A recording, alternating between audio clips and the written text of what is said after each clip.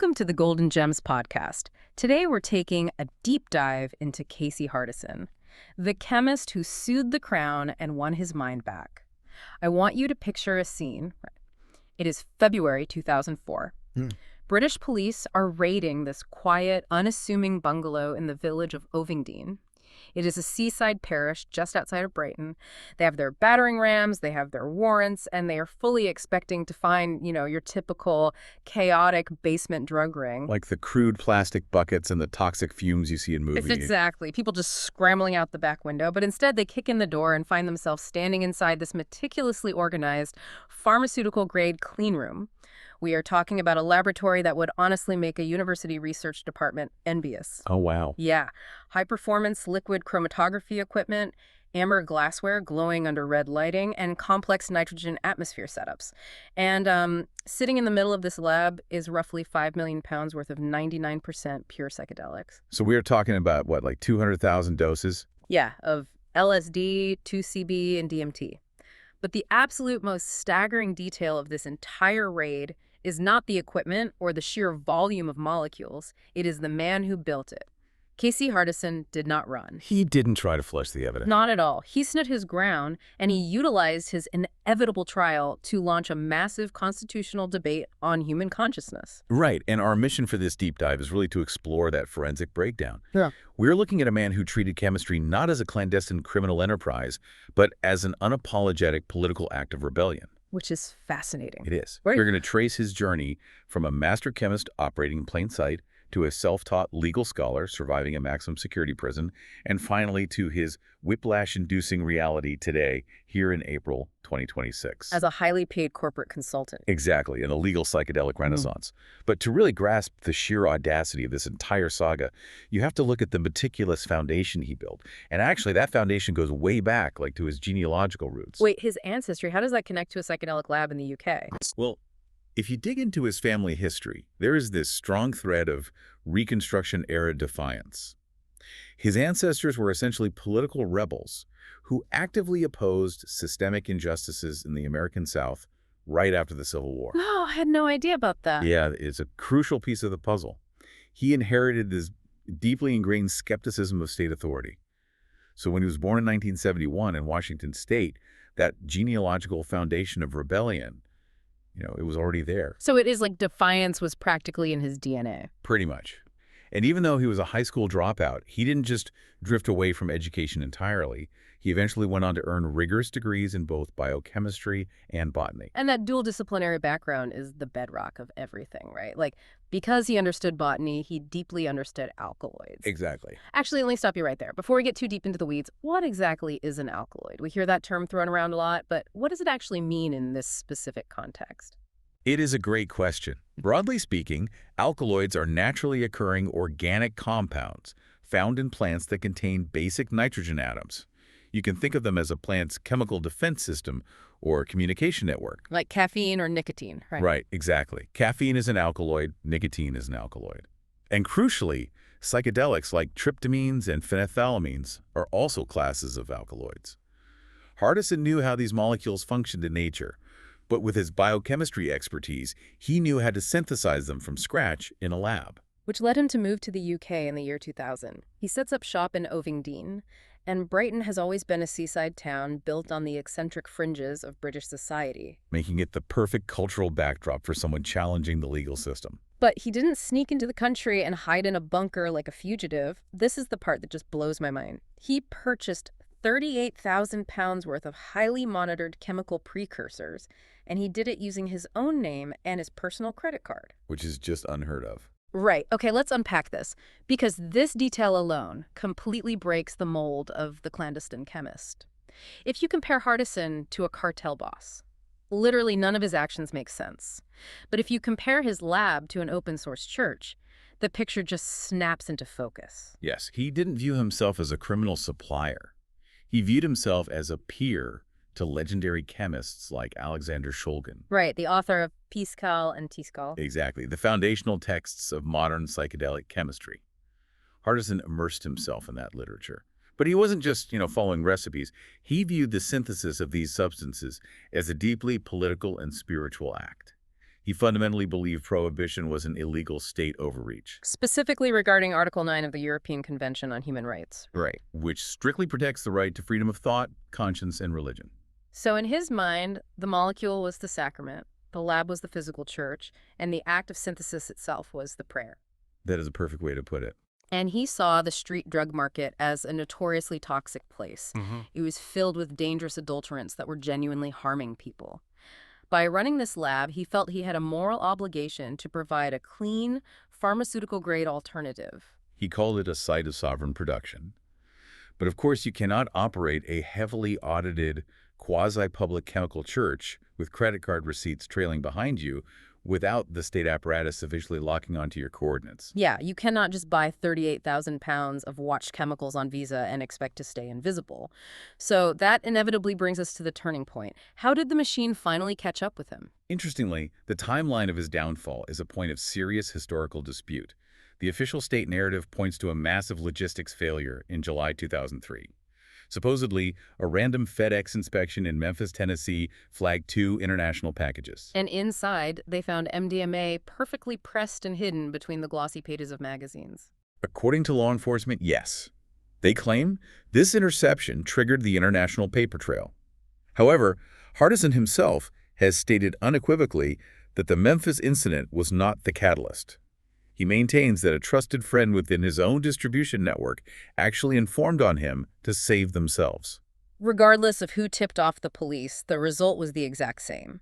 By February 2004, the National Crime Squad executed their massive raid. And we really have to talk about the physical reality of what they found because it is staggering. It wasn't just beakers and hot plates. No, not at all. They cataloged rotary evaporators, vacuum pumps for distillation, and HPLC equipment. Right, high-performance liquid chromatography. This is equipment used almost exclusively in professional settings for advanced purity testing. It separates compounds in a mixture to identify and quantify every single individual component. They also found all this amber glassware and red lighting, and I actually looked into this. The red lighting was not for aesthetic atmosphere. And probably not. Molecules like LSD are incredibly sensitive to ultraviolet light. If you expose them to normal daylight or even regular fluorescent bulbs, the molecule literally degrades and destroys itself through photodegradation. So he had the entire room bathed in red light just to protect the chemistry. He also utilized these highly sophisticated nitrogen atmosphere setups. When you're performing volatile reactions, especially reductions, the presence of standard oxygen or even simple humidity in the room can cause sudden oxidation. Or worse, massive explosion. Exactly. So by pumping pure nitrogen gas into the sealed reaction vessels, he displaced the oxygen. He created this completely inert environment where highly sensitive reactions could happen safely. This is a professional-grade laboratory. And alongside the raw precursors, the ergotamine tartrate for LSD, the indole derivatives for DMT, they found his meticulous documentation. Hardison kept incredibly expensive logs. He recorded every single yield, his purity tests, and detailed notes on the physiological effects. He was essentially conducting a massive, heavily audited but entirely unauthorized clinical trial on human consciousness. But I have to push back critically on this point.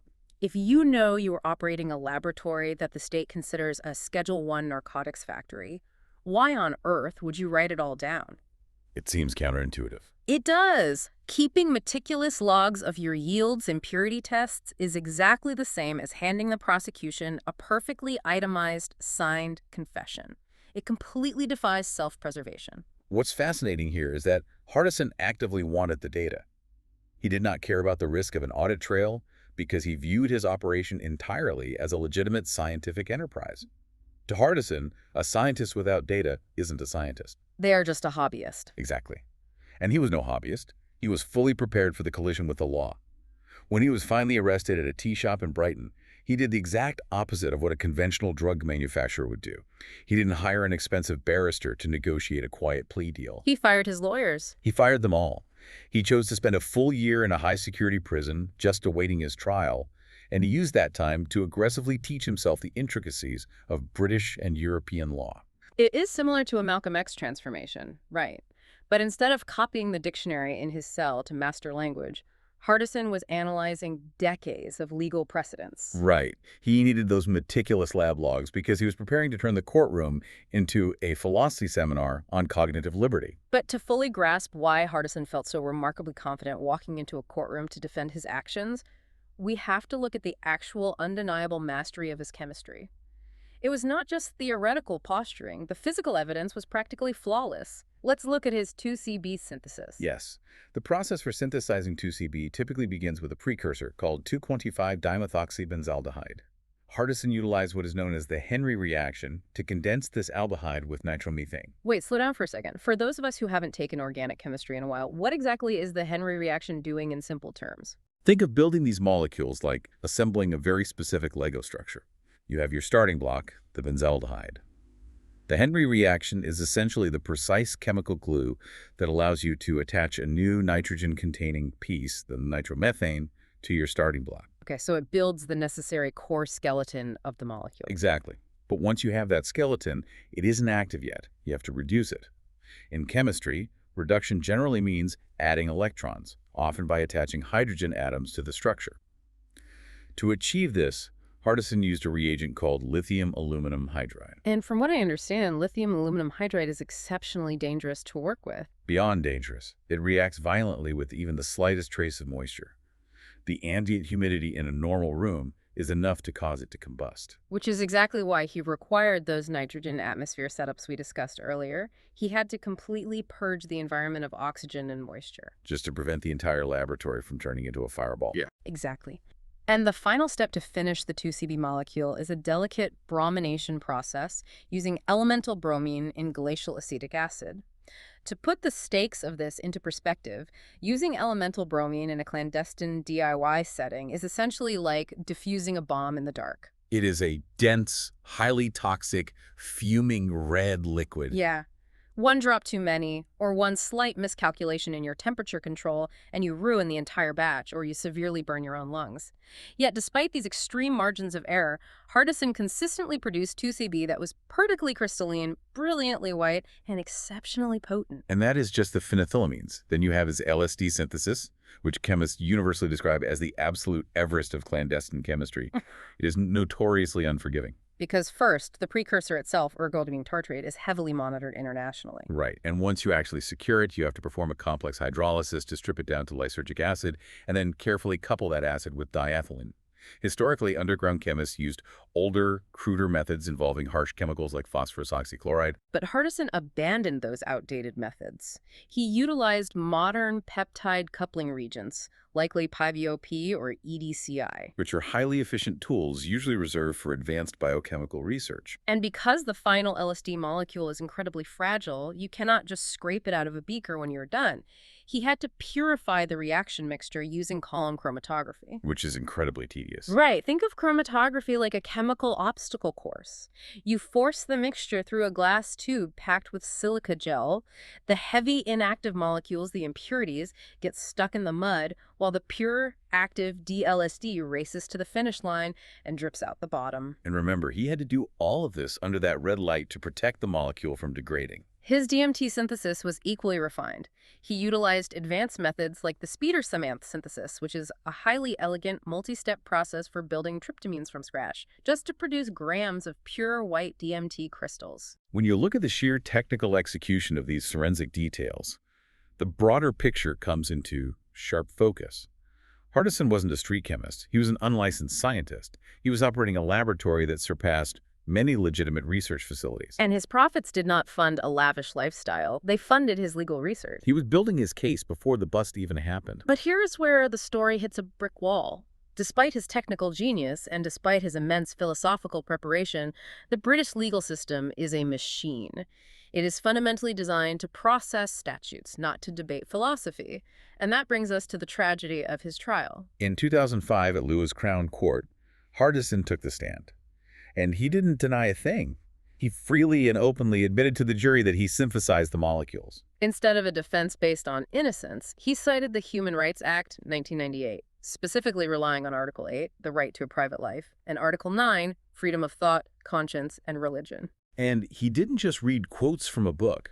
He actively cross-examined the prosecution's own expert witnesses. He forced them on the official court record to admit the underlying science. That LSD and TCB are physiologically vastly safer in terms of toxicity than legally sanctioned substances like alcohol and tobacco. He systematically dismantled the scientific basis of the Misuse of Drugs Act right in front of the jury. But Judge Anthony Scott Gall was entirely unmoved. He ruled that Hardison's human rights arguments were legally inadmissible. He completely shut it down. Which left me wondering, if the science was clearly on his side and the Human Rights Act protects freedom of thought, how did the judge just wave it away? It comes down to the rigid mechanics of statutory law. The Misuse of Drugs Act of 1971 is an absolute specific statute. Parliament had already classified these substances as Schedule 1. Meaning the state considers them to have no medical value and a severe potential for harm. It's exactly. In the eyes of the British court, a general human rights claim about cognitive liberty simply cannot override a specific criminal statute enacted by Parliament regarding public health. The judge essentially ruled that the debate over the harm of these substances was settled law. So the judge didn't even have to engage with the science. He just pointed to the rulebook, labeled Hardison a calculated and cold-blooded merchant of misery, and completely ignored the fact that Hardison was intentionally providing clean substances to bypass a dangerous black market. Therefore, any philosophical argument Hardison made was deemed legally irrelevant. Hardison was sentenced to 20 years in prison. For a non-violent offense where the only victims were willing participants exploring their own minds, that is an incredibly harsh, almost vindictive sentence. He was sent to what he called the GULAG, high-security prisons like Belmarsh and Whitemoor, which house some of the most violent and dangerous individuals in the UK. And yet, even inside those walls, his network did not abandon him. Right. His supporters and fans within the underground scientific community managed to smuggle LSD, DMT, and 2CB to him straight through the prison mail system, often by dipping letters or artwork into the liquid compounds. Here's where it gets really interesting. Hardison maintained absolute cognitive sovereignty inside a maximum security prison. He was locked in a cage, surrounded by concrete, steel, and violent offenders, and yet he was conducting deep psychological audits on his own mind, using these smuggled molecules, while the prison guards walked the halls completely unaware, just counting bodies. This raises an important question about the extreme rigidity of the legal system. The state demanded physical confinement as the ultimate punishment for exploring consciousness. The judge completely ignored the peer-reviewed science. But Hardison achieved an ultimate, undeniable victory. He proved that a state-mandated cage physically cannot contain a consciousness that knows how to code its own reality. He used the very system that imprisoned him as the setting for his continued internal liberation. Still, we cannot ignore the profound tragedy that the state stole his 30s. He spent 9 years grinding through that brutal system before finally being released and deported back to the U.S. in May 2013. But we have to pivot from the tragedy of his stolen decade to the incredible reality of today. Let's jump forward to our current year, April 2026. The cultural and legal landscape around psychedelics has fundamentally, almost aggressively shifted. The irony is so thick you could cut it with a knife. Because today, massive multi-billion-dollar corporations, companies like Compass Pathways, ATAI Life Sciences, and MindMed, are operating entirely out in the open within the legal framework. They are securing FDA approvals and raising hundreds of millions of dollars in venture capital to patent and synthesize the exact same molecules that Casey Hardison was handed a 20-year prison sentence for making. So what does this all mean? Look at the profound hypocrisy you're highlighting. The very system that categorized him as a cold-blooded criminal and stole a decade of his high-output scientific genius is now actively rewarding venture capitalists for doing the exact same chemistry. But Hardison did not let the system discard him or leave him bitter. Today, in 2026, he is a senior consultant for a major biotech firm based in Colorado. He is literally sitting in boardrooms designing automated synthesis modules for the legal, scalable production of psilocybin and DMT derivatives. He also helped found the Drug Equality Alliance, continuously pushing for a rational, science-based, legal framework and equal rights for drug users. His legacy is vast. It includes a massive, meticulously maintained vault of chemical procedures, documented parameters for rare syntheses, and comprehensive legal filings that are currently being utilized by defense teams fighting for decriminalization worldwide. And of course, there is his iconic 2019 interview with Hamilton Morris, which serves as a permanent public record of his technical precision and his unyielding defiance against state control. If you look at that vault of work, he essentially open-sourced his genius. He ensured that even while he was locked in a high-security cell, the chemical data and the foundational philosophy survived and disseminated to the public. If we connect this to the bigger picture, Casey Hardison is the vital, uncompromising bridge between the draconian era of prohibition and the modern psychedelic renaissance we see in 2026. He arrived 40 years early. He acted as a human stress test for global drug policy and personal autonomy. He exposed the absolute rigid limitations of the Human Rights Act when confronted with the state's insatiable desire to control mental states and enforce chemical orthodoxy. He proved that the state can take a man's physical freedom, they can seize his equipment and lock him in a box.